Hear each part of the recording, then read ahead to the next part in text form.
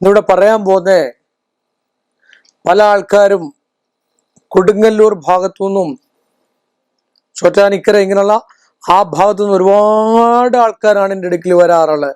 അവരുടെയൊക്കെ അവിടെ അടുത്ത് ഉള്ള ആൾക്കാർക്ക് പോലും അറിയാൻ വയ്യാത്തത്ര ചരിത്രമാണ് എന്നോട് ചോദിക്കുന്നത്. അമ്മയുടെ ചരിത്രം എന്താണ്, അമ്മയ്ക്ക് ഏതൊക്കെ പൂജ ചെയ്യണം, എങ്ങനെയൊക്കെയാണ് കുരുതി, അവിടുത്തെ ഏറ്റവും പ്രധാനവും വിശേഷപ്പെട്ടതുമായിട്ടുള്ള ഏറ്റവും വലിയൊരു വഴിപാടാണ് കുരുതി എന്ന് പറഞ്ഞു കഴിഞ്ഞാൽ ഗുരുസി എന്നാണ് പറയുക. അത് എന്താണെന്ന് ചോദിച്ചാൽ മഞ്ഞപ്പൊടി, കുരുതി പല രീതിയിലുള്ള കരിങ്കുരുതി, ചെങ്കുരുതി, നടകുരുതി, ഇങ്ങനെയൊക്കെയുള്ള കുരുതി, കൈവെട്ടക കുരുതി, ഇതൊക്കെ നടകുരുതി എന്നൊക്കെ പറഞ്ഞു കഴിഞ്ഞാല് കൊലവാഴ വെട്ടുന്ന കുരുതിയാണ് കൈവെട്ടക കുരുതി. കുരുതിയും ബലിയും തമ്മിൽ വ്യത്യാസമുണ്ട്. ബലി കൊടുക്കുക എന്ന് പറഞ്ഞാൽ മൃഗബലി, അങ്ങനെയൊക്കെയാണ് ബലി. ബലി ഇന്നത്തെ കാലത്ത് ആരും കൊടുക്കാറില്ല, അത് നിഷിദ്ധമാണ്. അതിന് പകരം ഭഗവതി സ്വീകരിക്കാൻ, ഭദ്ര സ്വീകരിക്കാൻ, ഭദ്രയുടെ ഭൂതഗണങ്ങൾക്ക് സ്വീകരിക്കാനാണ് നമ്മൾ കുരുതി അല്ലെ ഗുരുസി എന്ന് പറയുന്ന വഴിപാട് നമ്മൾ അമ്മയ്ക്ക് സമർപ്പിക്കുന്നത്.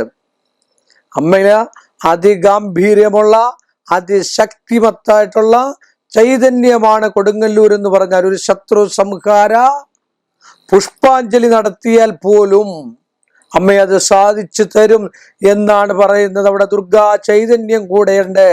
അത് എന്തിനാണെന്ന് ചോദിച്ചാൽ ഭദ്ര എന്ന് പറഞ്ഞു കഴിഞ്ഞാൽ ദുഷ്കർമ്മത്തിനും സൽക്കർമ്മത്തിനും കൂട്ടുനിൽക്കുന്ന ഏറ്റവും മഹത്തരമായിട്ടുള്ള ചൈതന്യമാണ് ഭദ്രകാളി ചൈതന്യം എന്ന് പറഞ്ഞാൽ. അതുകൊണ്ടല്ലേ നമ്മൾ പറയുന്നേ കാളിമേഘസമപ്രഭാം ത്രിനയനാം വേതാളകണ്ഠസ്ഥിതാം ഖഡ്ഗം ഖേടകപാലദാരുകശിര കൃത്വാ കരാഗ്രേഷു സാം ഭൂതപ്രേതപിശാചു മാതൃസഹിതാം മുണ്ടസ്രജാലം കൃതാം വന്ദേ ദുഷ്ടമസൂരികാരി വിബധാം സംഹാരിണീമീശ്വരീം.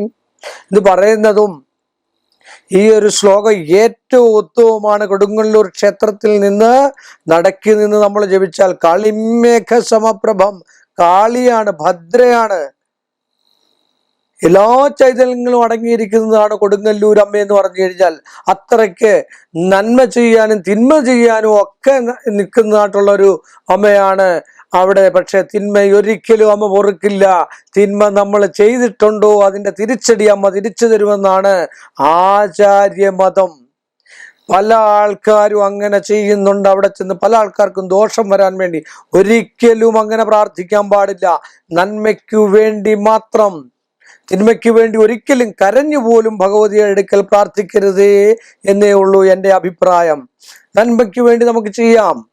ഒരു 7 വെള്ളിയാഴ്ച അടുപ്പിച്ച് നമുക്ക് ഒരു നന്മയുണ്ടാവാൻ, നമുക്കൊരു ഭൂമി ഇല്ലെങ്കിൽ ഭൂമി ലഭിക്കാൻ, ഒരു കെട്ടിടമില്ല അല്ലെ ഒരു ഗൃഹമില്ല, ഗൃഹമില്ലെങ്കിൽ ഗൃഹം ലഭിക്കാൻ, നമുക്കൊരു വിദേശയാത്ര നടത്താൻ, നമുക്കൊരു പുതിയ ബിസിനസ് തുടങ്ങാൻ, നമ്മുടെ കഷ്ടനഷ്ടങ്ങൾ മാറാൻ, രോഗദുരിതങ്ങൾ മാറാൻ ഒക്കെ നമുക്ക് ഒരു 7 വെള്ളിയാഴ്ച അടുപ്പിച്ച് കൃത്യമായി ഭഗവതിക്ക് കുരുതി നടത്തി നോക്കൂ.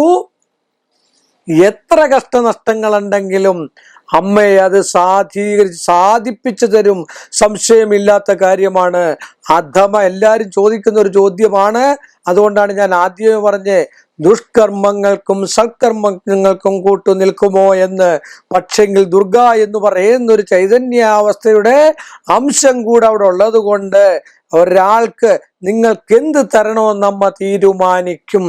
ആ തീരുമാനമെടുക്കുന്ന ദുർഗാ ഭഗവതി എന്ന് പറയുന്ന ഭഗവതിയാണ്. ചൈതന്യങ്ങൾ പലതാണ്, ഭദ്രയ്ക്കും ചൈതന്യങ്ങൾ പലതാണ്.